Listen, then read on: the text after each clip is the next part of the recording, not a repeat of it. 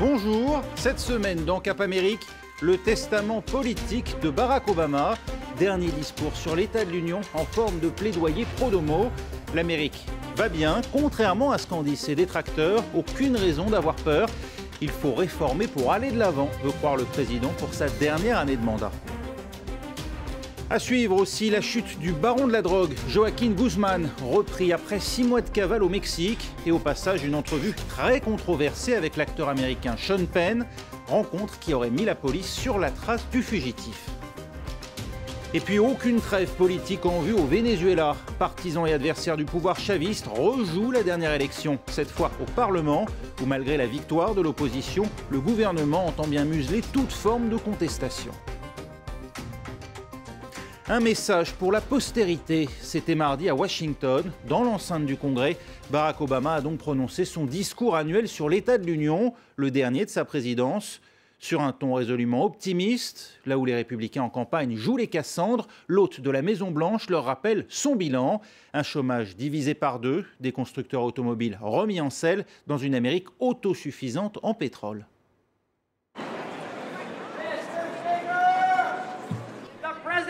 Une dernière est d'honneur pour son ultime discours sur l'état de l'Union. Lors du bilan pour Barack Obama après 2 mandats présidentiels. Sous les yeux de son épouse Michelle, il tient une allocution résolument optimiste. À de très nombreuses reprises, le président est ovationné, notamment lorsqu'il évoque les bons chiffres de l'économie américaine. Nous sommes en plein milieu de la plus longue série de création d'emplois dans le secteur privé de l'histoire. Plus de 14 millions d'emplois créés, les 2 ans les plus prolifiques depuis les années 90. Et un taux de chômage réduit par 2. Face à l'inquiétude des Américains concernant la menace terroriste, Barack Obama se veut rassurant. Selon lui, le groupe État islamique n'est pas une menace existentielle pour les États-Unis. Sans jamais citer son nom, le président n'hésitera pas à tacler Donald Trump et ses propos incendiaires contre les musulmans.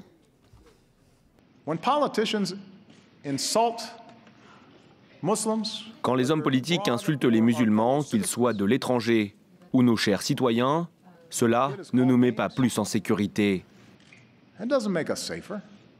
Cela nous discrédite aux yeux du monde. Cela trahit qui nous sommes en tant que pays.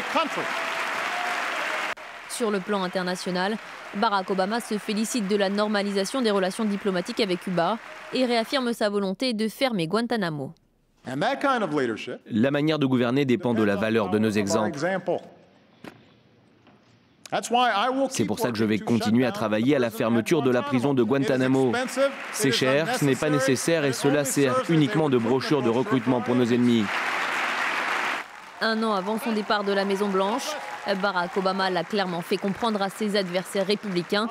Il entend rester actif et combatif jusqu'au bout. Et parmi les sujets qui divisent Washington, l'accord sur le nucléaire iranien, bientôt mis en œuvre, ce n'est plus, dit-on, qu'une question de jours. Et voilà qu'on a frôlé l'incident. 2 navires de la marine américaine sont entrés mardi dans les eaux territoriales iraniennes.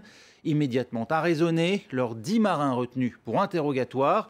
Intrusion prise très au sérieux donc par Téhéran, qui après des discussions au plus haut niveau, a fini par se ranger aux motifs invoqués par les Américains. Un incident mécanique, une panne du système de navigation serait à l'origine de cette dérive malencontreuse. Les marins ont finalement été libérés sains et saufs. C'est l'homme de la semaine aux Amériques, le baron de la drogue, Joaquín Guzmán, arrêté la semaine dernière après une cavale au Mexique de 6 mois. Cavale durant laquelle on apprend aujourd'hui qu'il avait reçu la visite de l'acteur américain Sean Penn. Une interview clandestine qui fait scandale. Et si c'est bien ce qui a conduit la police sur la trace du fugitif, c'est semble-t-il son attirance pour l'entremetteuse qu'il a perdue, celle qui a permis à Sean Penn d'approcher le narcotrafiquant, la star de telenovela Kate del Castillo, une nouvelle facette d'El Chapo dont Pauline Godard nous dresse le portrait. Joaquín Guzmán dit El Chapo entre les mains des militaires mexicains, une victoire pour le gouvernement. Le baron de la drogue a été arrêté suite à un assaut violent mené par les forces spéciales à Los Mochis, dans l'état de Sinaloa, son fief. À l'intérieur de la maison, plusieurs hommes armés le protègent. Les militaires progressent pièce par pièce. 5 délinquants présumés sont tués lors de cette opération, 6 personnes arrêtées. Une scène de guerre, mais toujours pas de traces d'El Chapo. Le trafiquant de drogue s'est en fait enfui par un tunnel dissimulé derrière un miroir. Il est finalement arrêté alors qu'il se trouve à bord d'un véhicule volé. La fin de 6 mois de cavale. En juillet dernier, il s'était échappé de la prison de haute sécurité d'Altiplano grâce une nouvelle fois à un tunnel creusé sous la douche de sa cellule et qui débouchait sur une maison en construction. Et c'est sa vanité, selon les autorités mexicaines, qui aurait causé sa perte. Le baron de la drogue tentait de nouer des contacts avec des producteurs pour la réalisation d'un film autobiographique. Une interview accordée à l'acteur américain Sean Penn en pleine jungle pour le magazine Rolling Stone aurait également permis de le localiser. Interview qui a pu être réalisée grâce à Kate Del Castillo, une actrice mexicaine dont El Chapo est fan et qui a joué les intermédiaires.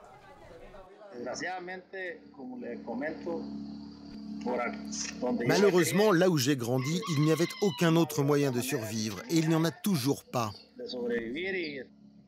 Âgé de 58 ans, Joaquín Guzmán a grandi à Badiraguato, au nord-ouest du pays.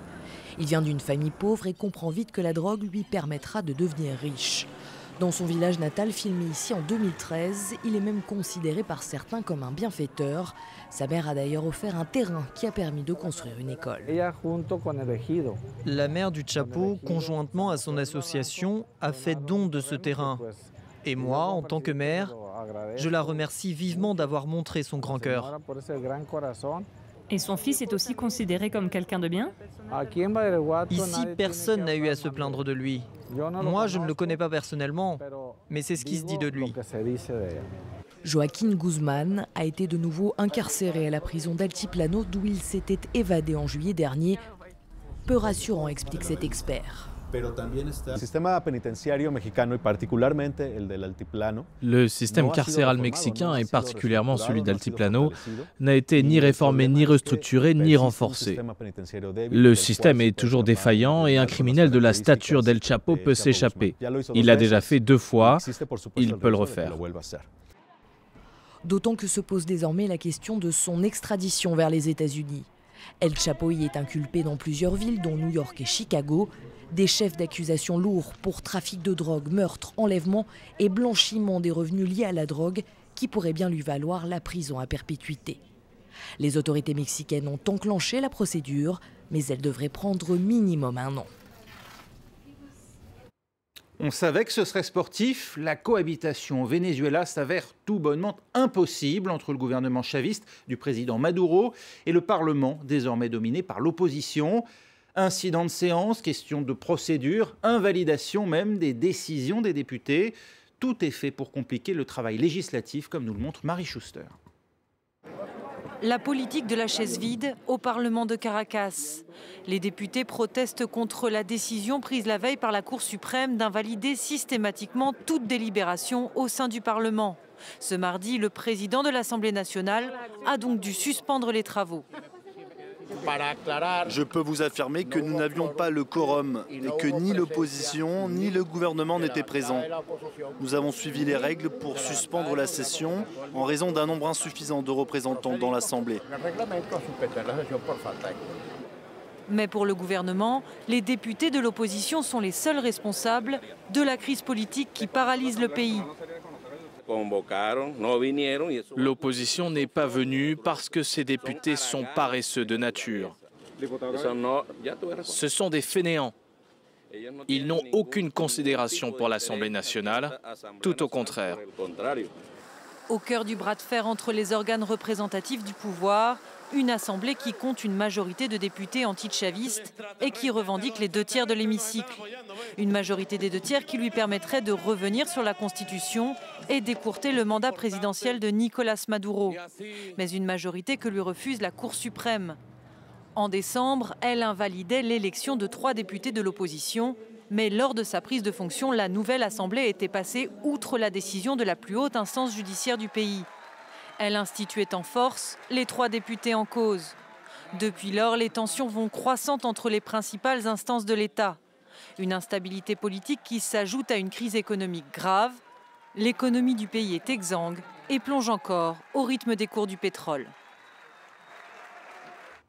C'est un drôle de viager offert à la vente. Le manoir Playboy, lieu de tous les fantasmes, au propre comme au figuré, est proposé aux États-Unis à un prix catalogue de 200 millions de dollars. C'est le prix à payer pour espérer profiter un jour des nombreuses attractions qu'offre la bâtisse, propriété du célèbre Hugh Hefner, le parrain des célèbres Playmates, propriétaire du magazine de charme, entend bien lui rester dans les lieux jusqu'à son dernier souffle. Visite guidée. Façade de style gothique, pelouse impeccable, bassin, cascade. De l'extérieur, le manoir Playboy ressemble à beaucoup d'autres villas nichées sur les hauteurs d'Hollywood. Mais l'imposante demeure aujourd'hui en vente est beaucoup plus que cela. Sa piscine, sa grotte, c'est une très grande propriété à entretenir. C'est la maison d'un homme qui aime divertir les gens. Cet homme, c'est Hugh Hefner, le fondateur du magazine Playboy. En 4 décennies, son manoir a accueilli les fêtes les plus décadentes de Los Angeles, ce qui lui a valu le surnom de Disneyland pour adultes. La propriété comprend 22 chambres, de quoi accueillir une flopée d'invités et loger les célèbres Playmates, ces filles régulièrement une du magazine. Autre lieu phare de la maison, la grotte qui abrite un immense bain à remous. Lieu de tous les fantasmes, la demeure a également été le théâtre de plusieurs scandales. Dernier en date, l'acteur Bill Cosby accusé d'y avoir violé une jeune fille mineure dans les années 70. À 89 ans, Hugh Hefner met un terme aux festivités. Sa propriété est en vente pour 200 millions de dollars, avec une condition. Hugh Hefner veut rester dans la maison jusqu'à sa mort. Mais il n'est pas sûr que le lieu trouve rapidement preneur. Le manoir serait aujourd'hui en très mauvais état. Et c'est ainsi que s'achève ce numéro de Cap Amérique. On se retrouve la semaine prochaine. D'ici là, restez avec nous, l'info continue sur France 24.